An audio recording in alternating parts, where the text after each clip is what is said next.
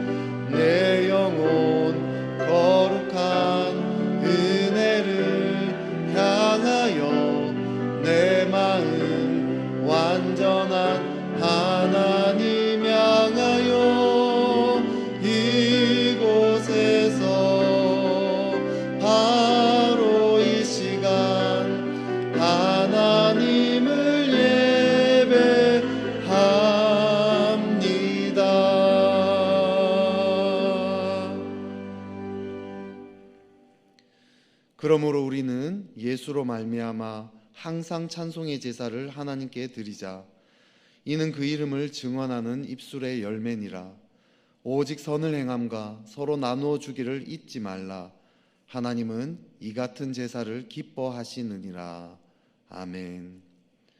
사랑이 많으신 하나님, 만물이 약동하는 좋은 계절에 저희의 심령도 힘을 얻게 하시고 기쁨이 충만하여 예배 드리게 하시니 참으로 감사합니다. 따뜻한 햇볕으로 얼어붙은 땅을 풀어주신 것 같이 저희의 차가운 가슴도 녹여 주옵소서. 예배 시간에 주시는 말씀과 은혜를 받아서 냉담했던 저희의 마음도 부드럽고 순전한 마음으로 변화되게 하여 주옵소서. 사순절 기간을 보내고 있사오니 생활 속에서 경건함을 잃지 않게 하시며 날마다 주님의 고난을 묵상하며 십자가로 가까이 다가서게 하여 주옵소서. 예수님의 이름으로 기원하옵나이다. 아멘. 찬송가 261장으로 하나님께 영광 올려 드리겠습니다.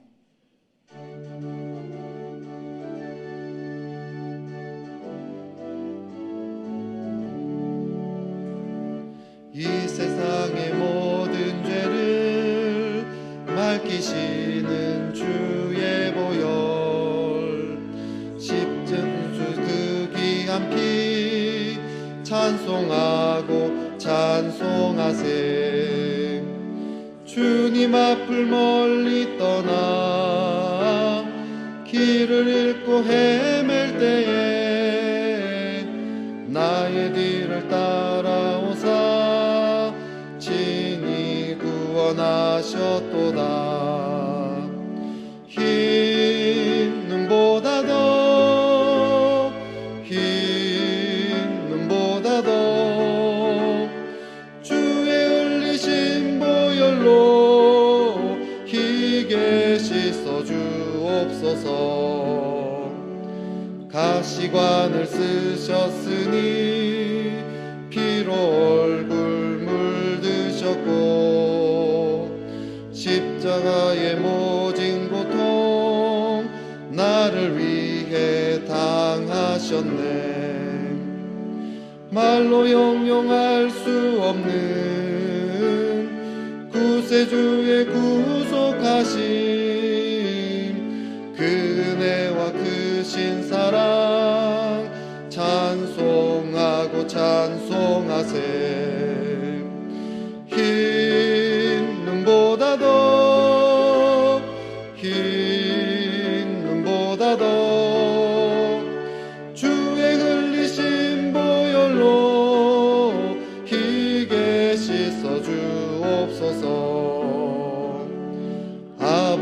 길을 멀리 떠나 바른 길을 저버리고 여러 가지 죄악으로 주홍같이 되었으니 물 같은 것 가지고는 씻을 수가 아주 없네. 주여 귀한 보배 피로 날 정결케 하옵소서. 흰 눈보다 더 흰 눈보다 더 주의 흘리신 보혈로 희게 씻어 주옵소서.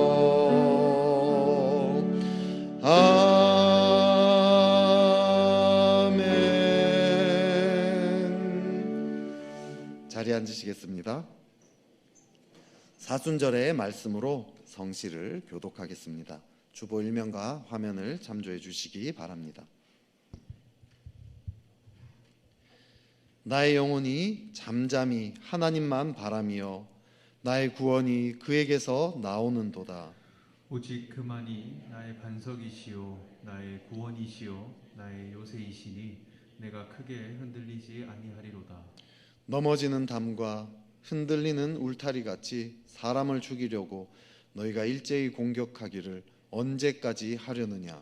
그들이 그를 그의 높은 자리에서 떨어뜨리기만 꾀하고 거짓을 즐겨하니 입으로는 축복이요 속으로는 저주로다. 나의 영혼아 잠잠히 하나님만 바라라. 물은 나의 소망이 그로부터 나오는도다. 오직 그만이 나의 반석이시요 나의 구원이시요 나의 요새이시니 내가 크게 흔들리지 아니하리로다. 나의 구원과 영광이 하나님께 있으며 내 힘의 반석과 피난처도 하나님께 있도다.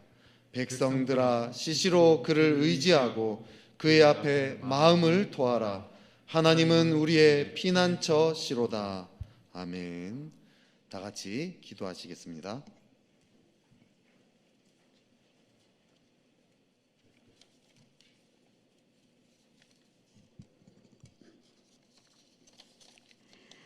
여호와여, 우리가 주께 바라는 대로 주의 인자하심을 우리에게 베푸소서.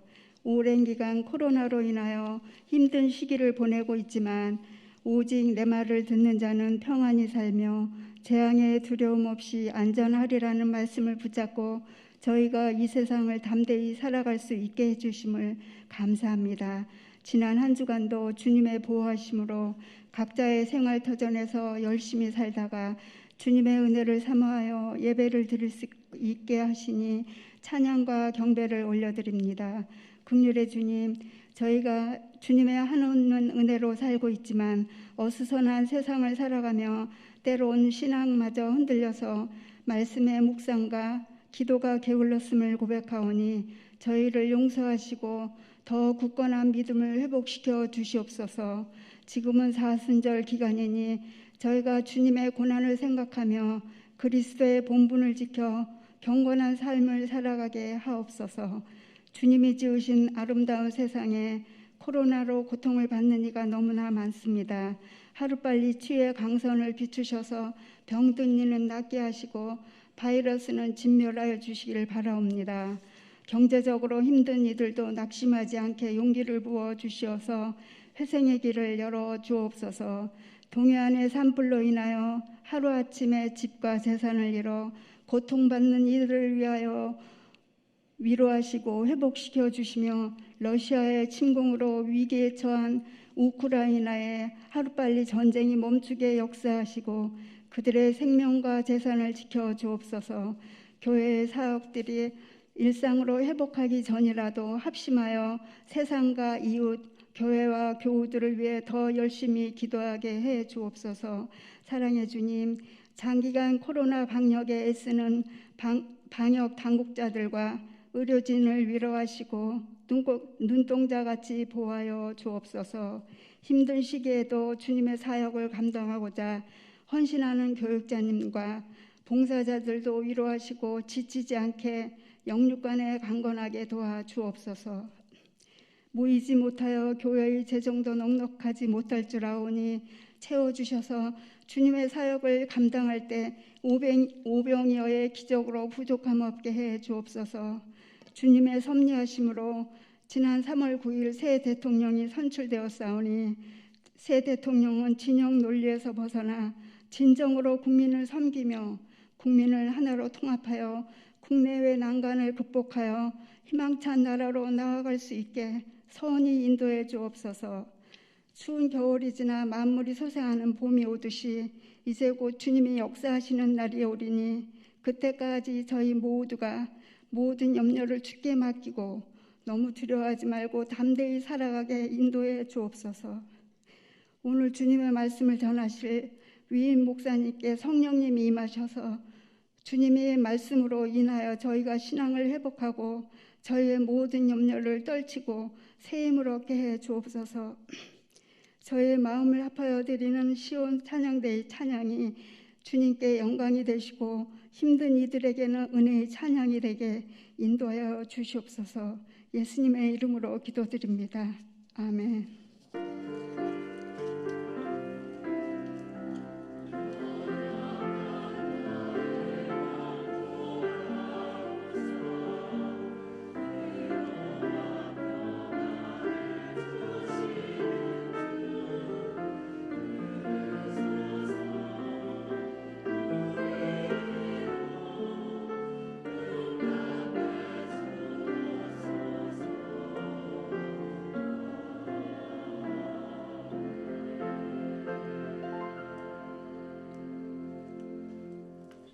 다 같이 자리에서 일어나셔서 마음과 정성을 다해 드린 예물을 하나님께 봉헌하겠습니다.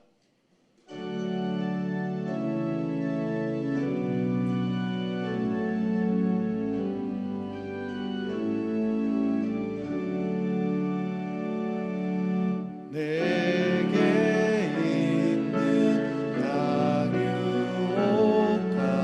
주께 가져와 그 발 위에 입 맞추고 깨뜨립니다.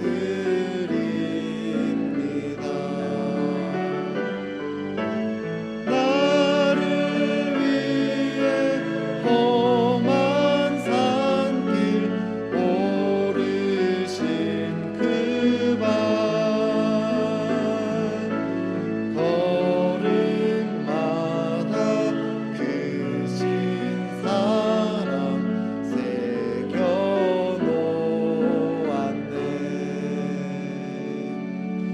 내게 있는 양육옥합 주께 가져와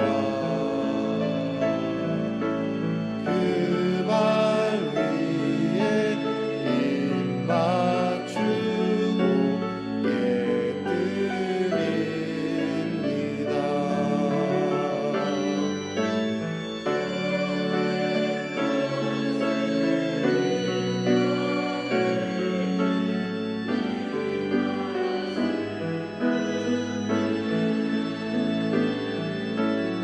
주의 크신 사랑으로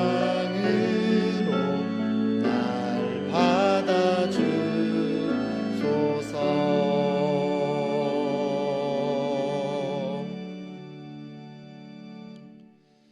온 땅을 긍휼과 자비로 다스리시는 하나님 아버지를 찬양합니다. 질병으로, 산불로, 전쟁으로, 혼란과 불안 속에 있는 저희와 함께하여 주옵소서. 어려움 속에서도 내적인 평화를 잃지 않고 항상 기도하게 하옵소서. 눈에 보이는 상황을 넘어서 말씀만 의지하게 하옵소서. 고통당하는 자들에게 치유의 은총을 내려주시고 고통당한 자들을 도울 수 있는 능력과 연민의 마음을 우리에게 더하여 주옵소서.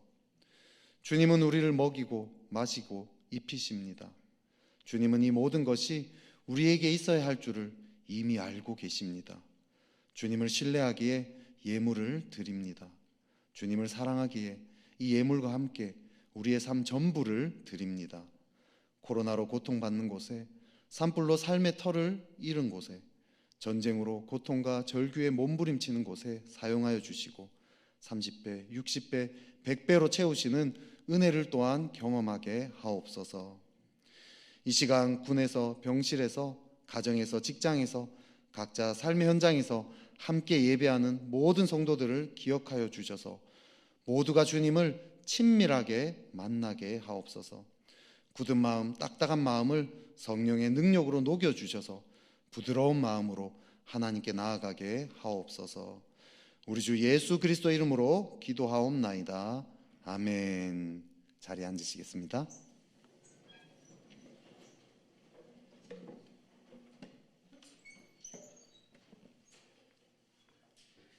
나눔의 시간입니다. 우리 홈페이지에서 주보란 들어가셔서 주보 4면 참조해 주시고요. 또 PPT 화면 참고해 주시기 바랍니다. 오늘은 사순절 세 번째 주일입니다. 사순절은 제수요일부터 부활절까지 주일을 제외한 40일간 계속되는 기간입니다. 사순절 기간 동안 예수님의 고난을 깊이 묵상하면서 하나님의 은혜를 체험하는 그런 시간 되시기를 축복합니다. 오늘 3부 예배 후에 이곳 본관 3층 사랑관에서 재직회가 있습니다. 안건은 원요한 전도사 목사 안수 청원 및 부목사 청빙의 건입니다. 해당되시는 재직들은 참석해 주시기 바랍니다. 안수 서명을 안전하고 원활하게 받기 위해서 안수 동의 서류를 2층 로비에 비치해 놓았습니다. 재직들은 서명에 동참해 주시기 바랍니다. 강원도 산불로 인한 피해 복구 및 우크라이나 전쟁 폐해 회복을 위한 긴급 구제 헌금을 받습니다. 부활절까지 모아서 해당 목적에 맞게 지원하고자 하오니 많은 관심과 참여 부탁드립니다. 부활절까지 각 부서 물품 정리를 부탁드립니다. 특별히 2년간 코로나로 인해 사용하지 않고 묵혀있던 물건들을 부서별로 잘 정리해 주시기 바랍니다. 장례 소식입니다. 일대지파 한나다락방 강춘자 권사님의 남편 백송일 성도님께서 77세의 일기로 3월 18일 금요일에 소천하셨습니다. 빈소 운영은 이미 끝이 났고요. 발인은 3월 23일 수요일 오전 5시 30분입니다. 슬픔 당한 가족들을 위로해 주시기 바랍니다. 새가족 등록 신청을 받습니다. 교회에 등록하셔서 성도들과 함께 행복한 신앙생활 하시기 바랍니다. 등록은 예배 후 2층 나눔의 방에서 해주시기 바랍니다. 오늘 하나님께서 우리에게 주신 말씀은 레위기 11장의 말씀입니다. 레위기 11장 1절부터 8절까지의 말씀, 구약 160면에 있습니다. 하나님의 말씀을 제가 봉독하겠습니다. 여호와께서 모세와 아론에게 말씀하여 이르시되 이스라엘 자손에게 말하여 이르라. 육지의 모든 짐승 중 너희가 먹을 만한 생물은 이러하니 모든 짐승 중 굽이 갈라져 쪽발이 되고 새김질하는 것은 너희가 먹되 새김질하는 것이나 굽이 갈라진 짐승 중에도 너희가 먹지 못할 것은 이러하니 낙타는 새김질을 하되 굽이 갈라지지 아니하였으므로 너희에게 부정하고 사반도 새김질을 하되 굽이 갈라지지 아니하였으므로 너희에게 부정하고 토끼도 새김질은 하되 굽이 갈라지지 아니하였으므로 너희에게 부정하고 돼지는 굽이 갈라져 쪽발이로되 새김질을 못함으로 너희에게 부정하니 너희는 이러한 고기를 먹지 말고 그 주검도 만지지 말라. 이것들은 너희에게 부정하니라. 아멘. 시온 찬양대의 찬양이 있겠습니다.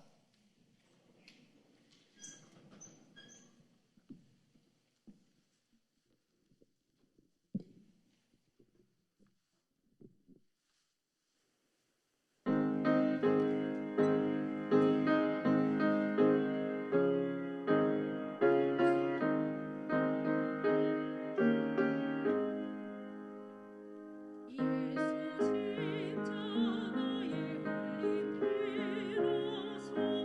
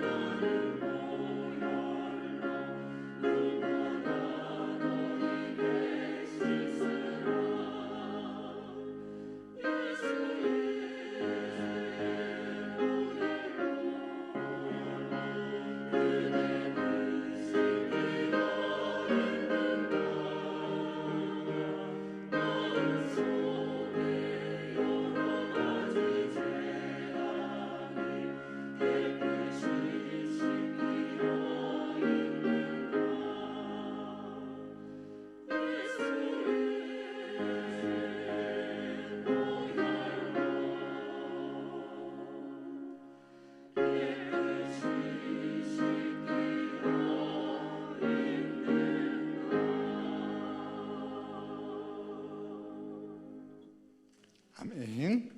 위임 목사님께서 건강하라고 주신 정결법이라는 제목으로 말씀 선포하실 때 많은 은혜 받으시기 바랍니다.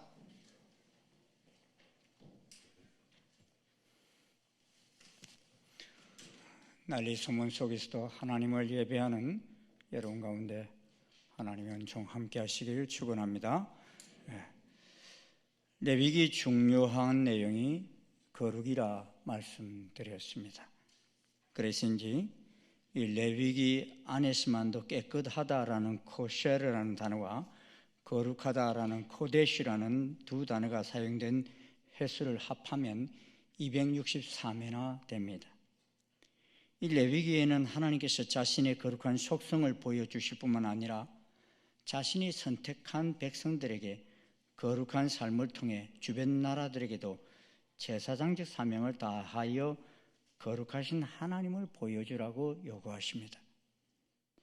이와 같은 주제를 잘 대변해 주는 레위기의 주요 구절이 있습니다. 레위기 20장 7절 8절입니다. 같이 한번 읽겠습니다. 시작. 너희는 스스로 깨끗하여 거룩할지어다. 나는 너희 하나님 여호와니라. 너희는 내 규례를 지켜 행하라. 나는 너희를 거룩게 하는 여호와니라. 이 구절은 성화의 교리를 대변하고 있습니다. 이 레위기는 신약 성경에서도 40회나 인용되고 있을 만큼 중요한 책입니다. 신약 성경의 히브리서는 레위기에 대한 신약적 주석이라 할 만큼 연관성이 있습니다. 그러게 이 레위기 말씀은 3500년 전 모세의 이야기로 끝나지 않습니다. 존 스타트 목사님 말씀하시기를 한 손에는 신문을, 다른 한 손에는 성경을 들고 시간과 공간과 문화와 세계관과 언어와 철학을 뛰어넘어 그때의 메시지를 오늘에 연결시켜야 한다 그랬습니다. 그런데 이 말씀이 레위기 말씀에도 적용이 가능하냐 하는 것입니다. 그렇습니다. 지난 시간에 우리가 왕같은 제사장으로서 어떻게 서야 하는지를 제사장 위임식을 통해서 보았습니다. 그런데 이제 이번 주에 읽게 되는 이 11장부터 15장까지는 하나님의 사람들이 일상생활에서 거룩하신 하나님을 보여주는 지상의 거룩한 백성들이 되기 위한 정결법을 말씀하고 있습니다. 여러분, 레위기의 표가 거룩인데 거룩한 것이 있다면 속된 것이 있습니다. 깨끗한 것이 있으면 더러운 것이 있습니다. 하나님은 이 거룩하고 속된 것과 부정하고 정한 것을 제사장들이 분별하라라고 말씀하십니다. 그래서 레위기는 부정이라는 단어도 92회나 언급되고 있습니다. 거룩한 것과 속된 것, 깨끗한 것과 더러운 것과의 관계는 어떤 것입니까? 말을 바꾸어 보면 거룩한 것이 아닌 모든 것은 다 속된 것입니다. 그런데 이 속된 것은 정한 것과 부정한 것으로 나뉩니다. 속되었다는 것이 정한 것이 되어 하나님께 성별되면 거룩한 것이 됩니다. 다시 말하면 더러운 것이 정화되면 깨끗한 것이 되지요. 그런데 그 깨끗하게 된 것이 성화되면 거룩한 것이 됩니다. 우리가 시궁창에 더러운 물을 정화하면 깨끗한 물이 됩니다. 그런데 그렇게 깨끗한 물이 되었다라고 해서 성수다 이렇게 말하지는 않잖아요. 성수라고 구분할 때는 그 물이 하나님께 드려질 때에 하나님 성전에 사용되어질 때 다시 구별하여 성수다. 여러분, 하나님께 구별되어진 사람들에게 여러분들을 가르쳐서 뭐라고 그래요? 성도다 이렇게 말하는 거예요. 세상 사람들을 향해서 성도라고 하지 않잖아요. 한때 신앙종 박대성과 같은 이는 자기 발을 씻은 이 더러운 물을 성수라고 하면서 그를 추종하는 사람들에게 마시거나 병든 곳에 바르라 이렇게 말했어요. 그러면 병이 치료된다고. 추종하는 사람들이 그렇게 했을 거야, 안 했을 것 같아? 했어요. 왜? 박태선이를 마치 하나님처럼 생각했으니까. 이 성화는 바로 하나님께 속한 것을 말하며 하나님을 닮아가는 것을 의미합니다. 그러므로 이 레위기 11장에서 15장의 정결법은 대략 4가지 분야에서 말하고 있습니다. 11장에서는 우리 젓가락장이라고 그러죠. 11장 먹어도 되는 정한 음식과 먹지 않기를 바라는 부정한 음식을 구분하고 있습니다. 12장에서는 출산을 통한 산모의 정결 문제를 다루고 있고요. 13장과 14장에서는 사람의 피부병과 옷과 가옥의 정결 문제를 다루고 있고요. 15장에서는 유출병의 정결 문제를 취급하고 있습니다. 구약의 여러분 말라기 예언자 이후 구약의 마지막 책이 말라기서 아닙니까? 이 말라기서부터 신약의 마태복음 첫 장까지가 400년 간격이 있다. 그렇게 말씀드렸습니다. 그걸 우리가 중간기라고 그러죠. 그런데 이 중간기 시대의 구약의 정결법은 유대교 율법 학자와 서기관과 바리새인들에 의해서 삶의 모든 영역에서 지나칠 정도로 확대 해석이 되었습니다. 주로 뭘 하는데 쓰였느냐? 부정한 것을 정죄하는데, 넌 부정하다, 뭐 만졌으니 부정하다, 이런 정죄하는데 너무나 이것이 많이 사용되었습니다. 이때 이러한 율법의 정결법 준수는 선택된 백성의 특권과 신분을 자랑하는 자기의로 남용이 되었습니다. 그런데 예수님께서는 모세율법의 정결법을 폐지하지는 않으셨으나 그것은 바리새인적인 거칠이가 아니라 마음의 정결을 통한 인간성 회복의 진위가 있다고 재해석을 하셨습니다. 이에 따라 초기 기독교 공동체는 모세율법의 정결법의 문자적인 구속력을 넘어섰고 이방인 그리스도인들에게는 최소한의 정결법 준수를 요구했습니다. 왜냐하면 복음은 예수 그리스도의 대속의 피가 인간을 구원하며 죄와 더러움에서 깨끗게 함을 선포하기 때문입니다. 이 인간의 몸과 마음의 깨끗함은 예수 그리스도를 통한 하나님의 구원의 선물입니다. 그것은 자기의 의를 과시하기 위한 것이 아니라 하나님의 의를 증거하는 것입니다. 그러기에 하나님께만 영광을 돌리며 이웃에 대한 사랑을 실천하기 위한 것임을 분명히 했습니다. 그러므로 예수님은 이 땅에 오셔서 이 정결법의 일대 혁신을 일으키셨어요. 혈류증을 알아온 한 여자가 많은 의사들을 찾아다녔지만도 치료가 되지 않았고 가진 재산도 다 허비했습니다. 그런 가운데 더 심해지던 차에 예수님에 대한 소문을 듣고서는 무리 가운데로 끼어들어서 뒤에서 예수님의 옷자락을 이렇게 손을 댔어요. 근데 사실 이런 행동이 레위기의 정결법에 따르면 합법입니까? 위법입니까? 위법이에요. 왜냐하면 유출병이 있는 사람은 부정한 상태인데 무리들 가운데 끼어들었다는 것도 불법이고 또 예수님의 옷자락을 만질 것도 불법입니다. 왜냐하면 이런 유출병이 있는 사람이 만지는 것은 다 부정해지기 때문인 것입니다. 그렇다면 여러분, 예수님의 옷자락을 이 여인이 만졌으면 누가 부정해져야 돼요? 이 부정한 여인이 예수님의 옷자락을 만졌어요. 그러면 누가 부정해져야 됩니까? 예수님이 부정해져야 됩니다. 레위기 이 법대로 한다면. 그런데 예수님께서는 말씀합니다. 누가 내게 손을 대었느냐 물으시면서 그녀를 찾았고 두려워 떨며 그 앞에 엎드린 그녀에게 딸아, 내 믿음이 너를 구원하였으니 평안히 가라. 내 병에서 놓여 건강할지어다 선포했습니다. 예수님은 부정한 그녀가 예수님 만졌기 때문에 부정해지신 것이 아니라 도리어 예수님을 만진 부정한 자를 정하게 해주셨습니다.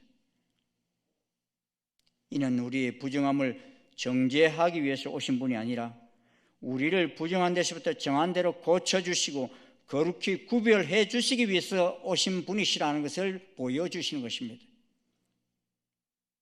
오래전에 상영되었던 배너 영화를 저는 몇 번이나 보았어요. 근데 제 머릿속에 이렇게 오랫동안 영상이 남아있는 한 영상이 있는데 그것은 예수님께서 십자가에서 달리셔서 머리에서 또 양손에서 발목에서 또 로마 군병이 찌른 옆구리에서 피가 철철철철 흘러내리는데 그때 막 비가 와요. 비가 오는데 그 피가 이 비와 함께 막 흘러내려가는데 닿는 곳마다 놀라운 역사가 일어납니다. 죽은 자의 무덤이 열려지고 병든 자들이 막 살아나게 되고, 예? 문둥병 환자들이 고침을 받고 만물이 소생하는 이런 역사들이 막 일어나는 것을 보게 됩니다. 무엇을 말합니까? 예수님께서는 부정하고 불의한 이들과 육신과 마음을 정결하기 위해 오셨다는 것을 보여주신 것입니다. 그러므로 예수님을 만나면, 그 자락이라도 만나면 그는 정결한 자, 거룩한 자가 된다는 것입니다. 예수님은 이를 위해서 오셨습니다. 우리를 정죄하기 위해서 오신 것이 아닙니다. 우리를 부정하다라고 내치시기 위해서 오신 것이 아닙니다. 그 모든 죄를 다 씻어주시고 우리를 정결케 하시기 위해서 거룩한 백성으로 빚어주시기 위해 오신 것입니다.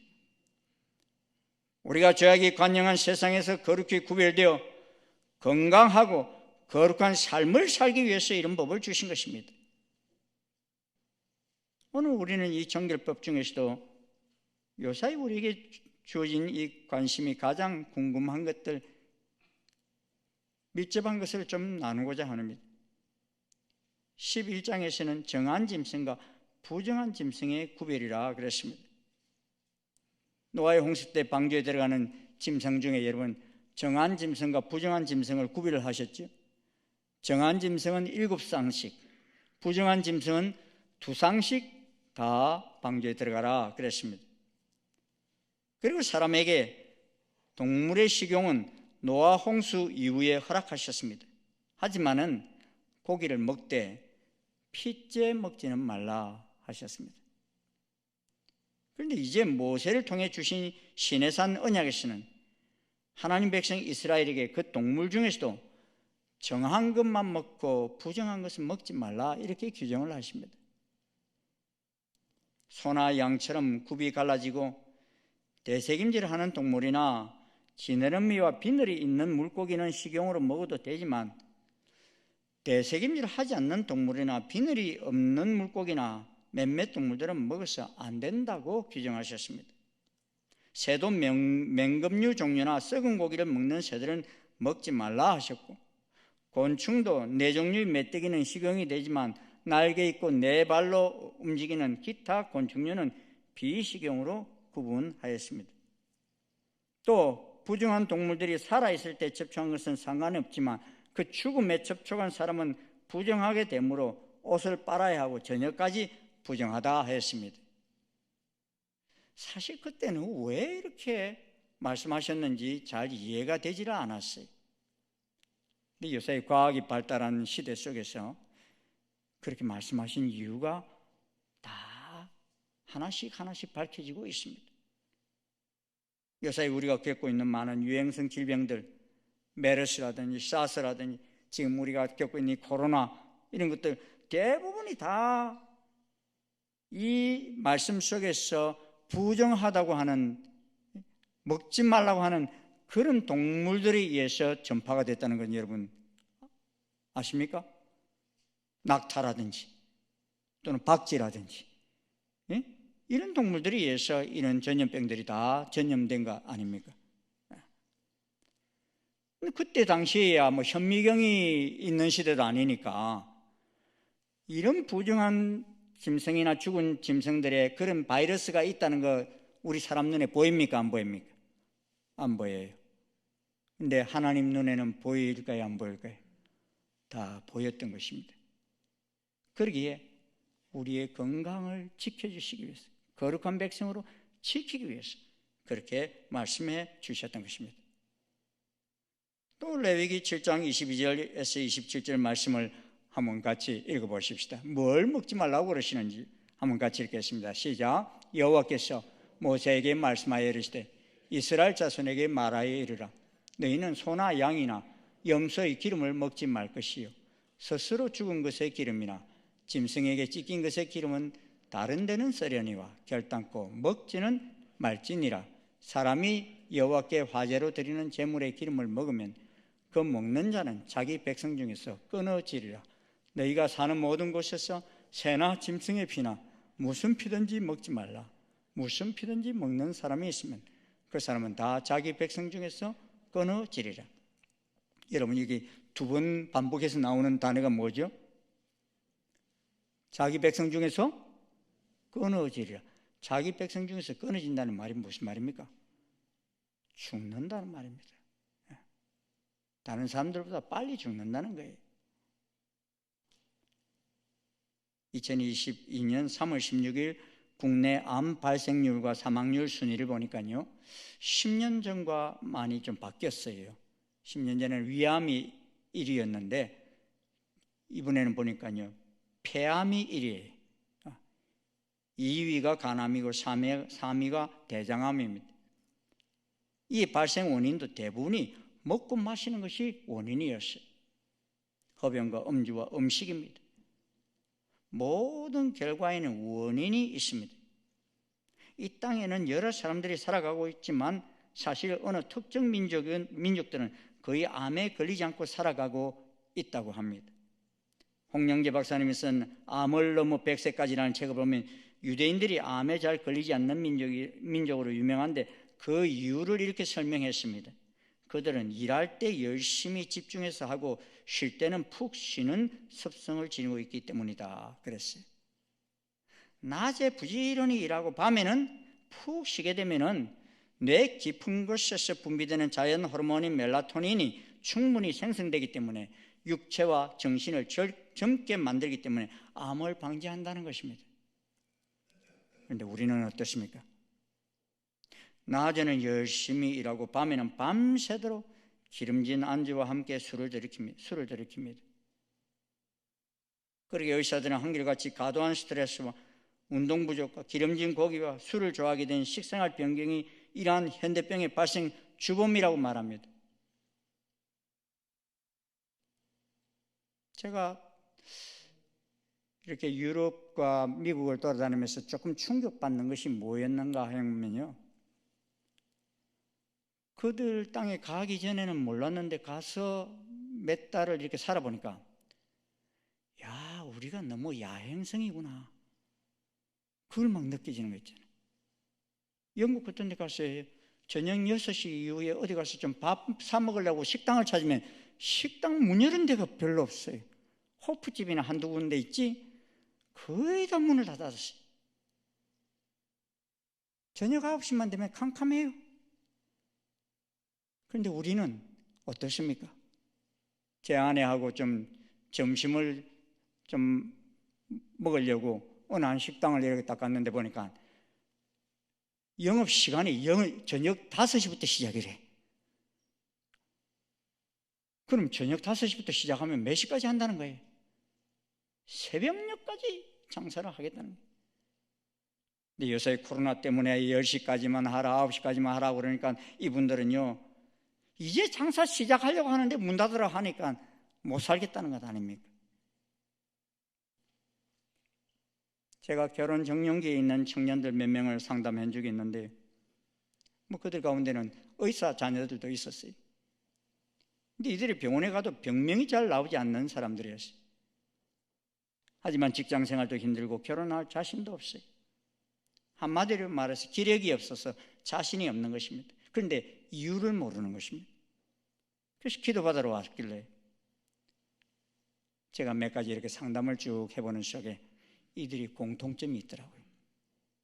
다 야행성이, 새벽 3시 반에 자는 사람, 또 야식들을 하고 생체 리듬이 다 깨지고 숨쉬기 운동 외에는 운동을 하지 않아요. 햇빛을 거의 보지 않아요. 컴퓨터 앞에만 앉아있지.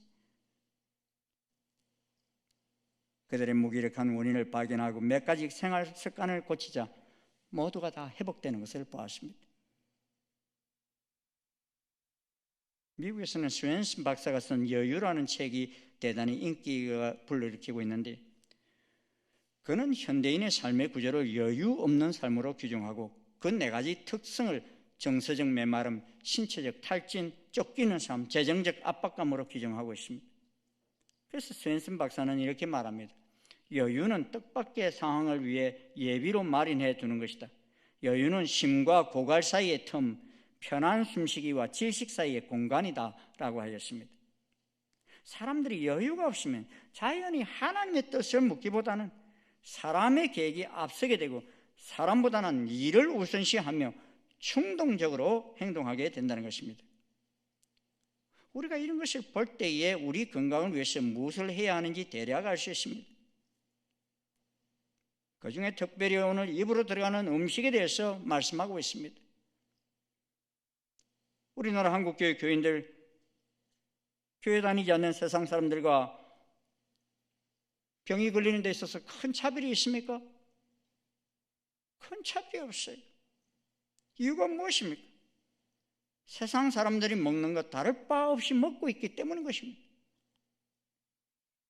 사실 하나님께서는 택한 백성들에게 세상 사람들과 차이 나게 살 것을 이미 교훈하셨습니다. 내가 거룩하니 너희도 거룩하라 말씀하셨습니다. 레위기는 모세오경에서 가장 짧은 분량의 책이지만 모세오경의 중앙에 위치한 핵심적인 책입니다. 이유는 창세기는 창제 창조에서부터 애굽에 들어가게 된 경위를 기록하고 있고, 출애굽기는 이스라엘 구원과 하나님의 계약을 맺는 것을 기록하고 있고, 민수기는 레위기 율법대로 살아가는 훈련을 기록한 책이요, 신명기는 레위기를 재해석한 책입니다. 그러게 구약 중심은 레위기라는 것입니다. 그래서 레위기 1장 1절에도 뭐라 말씀합니까? 여호와께서 회막에서 모세를 부르시고 그에게 말씀하여 이르시되 그랬습니다. 레위기가 누가 주신 말씀이에요? 여호와께서 주신 말씀인데, 마지막 절에는 뭐라고 읽는 게, 이것은 여호와께서 시내산에서 이스라엘 자손을 위하여 모세에게 명령하신 계명이니라. 여호와께서 모세에게 주셨는데 누구를 위하여? 이스라엘 자손을 위하여, 하나님 백성을 위하여 주신 말씀이다 하는 것입니다. 그래서 27장, 레위기 27장 절반에 되는 17장에서 여호와께서 모세에게 일러 가라사대 이렇게 시작하고 있습니다. 이 레위기 안에는 하나님께 드리는 제사 규정과 먹어야 할 음식과 먹지 말아야 할 음식이 기록되어 있고, 각종 질병에 대한 진찰법과 사회윤리와 시민윤리를 기록하고 있습니다. 그런데도 많은 사람들이 이 성경 속을 달리자 하다가도 레위기에 와서 헤어나지를 못합니다. 이유는 현대인들이 법에 얽매이기를 싫어하기 때문입니다. 또 그 말씀들이 옛날 이야기처럼 보여지기 때문인 것입니다. 오늘날과는 상관이 없는 것처럼 여겨지기 때문입니다. 아마도 피와 기름을 먹지 말라라고 말씀하지 않고 유창한 현대 의학용어로 사용해서 말씀하셨다면 우리들이 귀가 번쩍했을 것입니다. 우리는 오늘 이 법대로 살지 않았다고 정죄할 필요는 없습니다. 하나님께서 우리에게 자유를 주셨기 때문입니다. 그러나 현대에서도 이 법을 무시하면 그 결과는 병을 얻게 된다는 사실을 잊어서는 안 됩니다. 사람이 먹는 것 참 대단히 중요합니다. 예수님도 이 먹는 일을 참 중요하게 여기셨잖아요. 그런데 인간이 범죄한 첫 번째 사건도 먹는 문제 때문에 일어났습니다. 하나님께서는 다 먹으라 하시면서도 첫 번째도 먹지 말라고 하신 것이 있어요. 뭘 먹지 말라 했어요? 선악과를 먹지 말라 그러셨죠. 근데 사람들은요, 먹지 말라 하면 꼭 그건 또 더 먹고 싶어지는 그런 욕심이 있어요. 그래서 먹지 말라 한 것을 기어코 먹으로 말미암아 고생길이 시작됐지 않습니까? 오늘날도 마찬가지입니다. 특별히 우리나라 사람들은 이 먹는 것에 있어서 하나님 말씀을 참 많이 거부하고 있습니다. 레위기를 읽어보면 하나님께서는 먹지 말라고 한 한두 가지가 크게 눈에 들어오는데, 그것이 짐승의 기름과 피입니다. 사실 고기를 먹을 때 여러분, 이 기름이 좀 자글자글한 게 맛있어요? 없는 게 맛있어요? 마블링 좋은 게 훨씬 비싸요, 여러분. 가격을 보면. 그 다 기름이 많이 배어 있는 것들 아닙니까? 또 우리나라 사람 특별히 잘 먹는 것이 뭡니까? 기름이 듬뿍 붙어 있는 삼겹살. 응? 얼마나 좋아합니까? 하지만 그 기름이 몸에 들어가면 동맥경화증을 일으켜 혈관을 막습니다. 피를 먹으면 일시적으로 힘이 나는 것 같습니다. 그러나 그 속에 무서운 독성이 들어있음을 사람들은 모릅니다.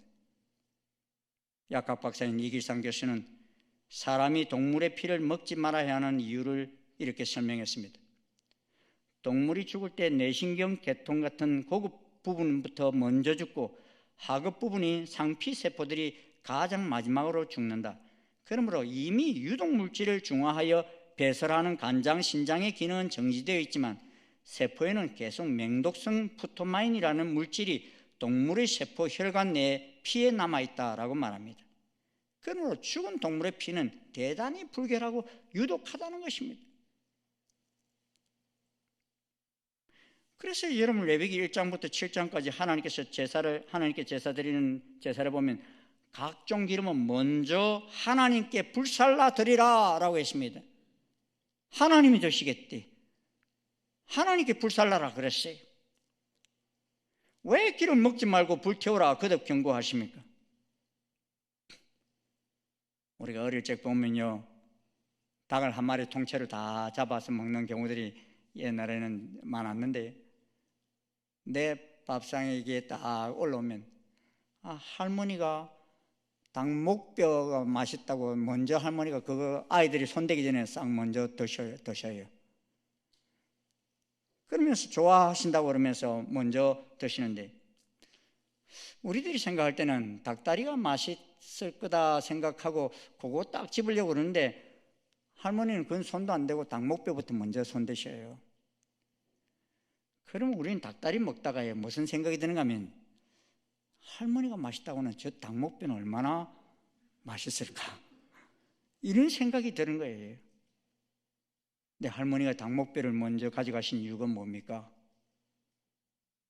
괜히 그거 먹다가 손주들 목에 그 뼈다구 걸릴까 봐, 그래서 먼저 가져가시는 거거든요. 그런데 우리는 맛있는 거 할머니가 먼저 드시는 거 아니냐, 이런 생각을 하면서 그걸 기어코 먹으려고 한다고. 하나님께서 거듭 기름과 피는 내게 번제로 불태우라 하신 이유가 무엇이겠습니까? 인간이 먹으면 치명적인 손실을 가져오는 것이기 때문에 우리가 먹지 못하도록 기름과 피는 내 것이다, 이렇게 말씀하신 것입니다.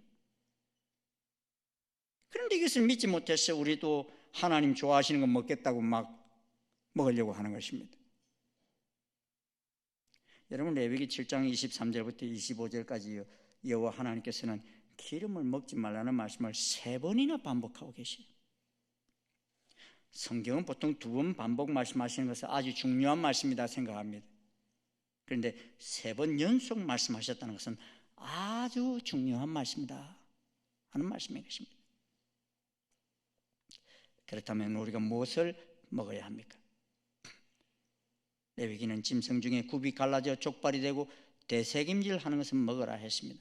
즉 소나 양이나 염소 등이 여기에 해당합니다. 굽이 갈라짐과 동시에 대세김질하는 동물을 먹으라 한 이유는 갈라진 틈으로 땀을 흘려 체내 노폐물을 배출하기 때문인 것입니다. 굽이 갈라지지 않은 발을 가진 동물은 땀을 흘리지 않으므로 노폐물 처리가 원활하지 못합니다. 그러므로 신진대사가 저하될 수밖에 없습니다. 마치 옷을 꽉 껴입은 상태로 일상생활을 하는 사람에 비유할 수 있습니다. 성경은 이런 동물은 너희들이 식용으로는 적합하지 않다라고 말씀하시는 것입니다. 세김질은 마찬가지입니다. 세김질을 계속하게 되면 강력한 소화 작용과 살균 작용은 물론 뛰어난 해독 능력을 발휘하게 됩니다. 그러므로 체내에 유독물질이 축적될 수 있는 가능성을 초기에 방지하는 것입니다. 그런데 우리 입은 가리지 않고 먹지만 우리 몸에서는 기상천외한 음식들이 먹으려고 하는 경우들이 많은데, 그럴 때는요, 우리 몸에는요 비상대책위원회가 열려요. 왜냐하면 소화되지 않는 음식들이 들어왔기 때문입니다. 한 번도 소화시켜 본 적도 없는 음식들이 들어오기 때문인 것입니다. 또한 소화 효소가 없는 것들이 막 들어오기 때문인 것입니다. 우리가 평소에 안 먹던 이상괴상한 음식들을 먹으면요, 위에 윗문과 아랫문이 다쳐버립니다. 또 장에 가스가 차서 복통이 일어나고 머리가 아픕니다.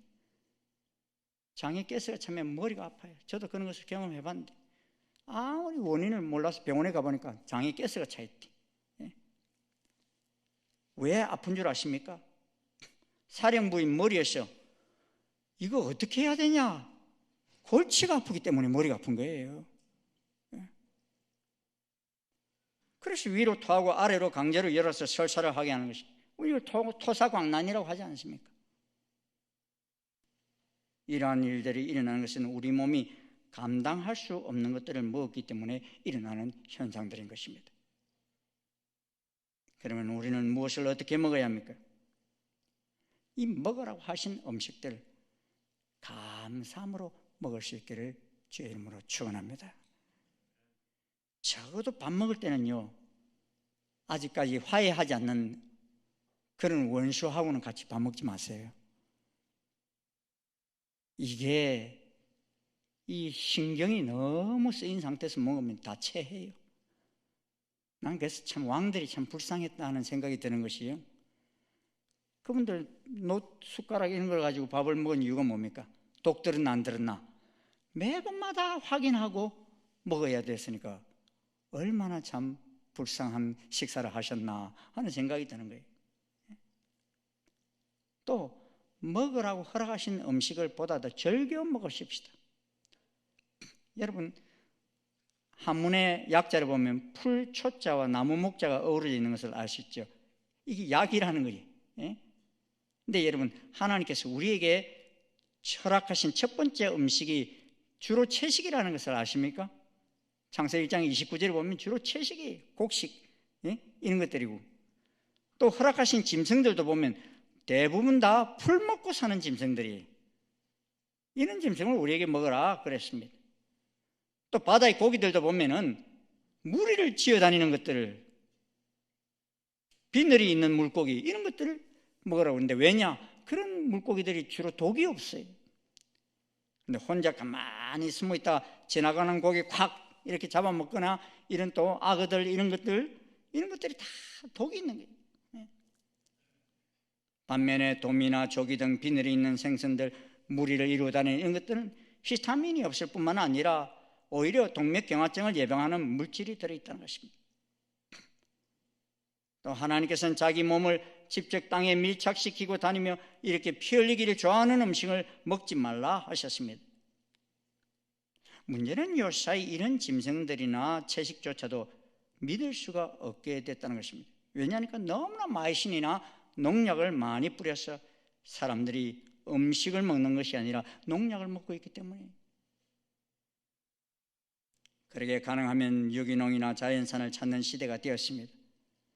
크고 흔하고 값싸고 농약 치지 않아도 되는 것을 찾아 먹어야 하는 시대가 되었습니다. 그러나 이런 것보다도 더 중요한 것은 무슨 독을 마실지라도 해를 받지 않게 하시겠다고 하신 하나님께 감사하며 음식을 먹으십시다. 그리고 우리 생활에서 스트레스를 줄이면서 기쁨으로 음식을 들게 되면 이 많은 독들이 해독된다는 사실도 기억하며 살아가십시다. 항상 선을 행하십시다. 항상 기뻐하십시다. 쉬지 말고 기도하십시다. 범사에 감사하십시다. 이는 그리스도 예수 안에서 우리를 향하신 하나님의 뜻입니다. 그러므로 평강의 하나님이 친히 우리로 온전히 거룩하게 하시고 또 우리 온 영과 혼과 몸이 우리 주 그리스도 강림하실 때까지 흠없게 보존되기를 원합니다. 이는 주님이 우리에게 원하시는 소원이십니다. 하나님의 은총이 그렇게 구별된 여러분 모두에게 함께 하시길 축원합니다. 기도하시겠습니다. 하나님 감사합니다. 레위기를 통해서 우리에게 거룩한 백성으로 건강하게 살아갈 수 있는 정결법을 허락하신 것을 감사합니다. 아버지 하나님, 이를 아버지 하나님 다른 사람을 정죄하는 정죄의 도구로 쓰는 저희들이 되지 말게 도와주시고, 하나님이 우리를 사랑하셔서 주신 귀한 그 비밀을 깨닫고서 아버지 하나님, 참으로 세상 사람들처럼 살지 아니하고 먹지 아니하고 하나님 백성답게 거룩히 구별된 삶을 삶으로 말미암아 주님 오시는 그날까지 흠없이 보존되어 강건하게 살아가는 저희들 에게 인도해 주시옵소서. 예수님 이름으로 기도드리옵나이다. 아멘. 자리에서 일어나셔서 538장 찬송 함께 부르시겠습니다.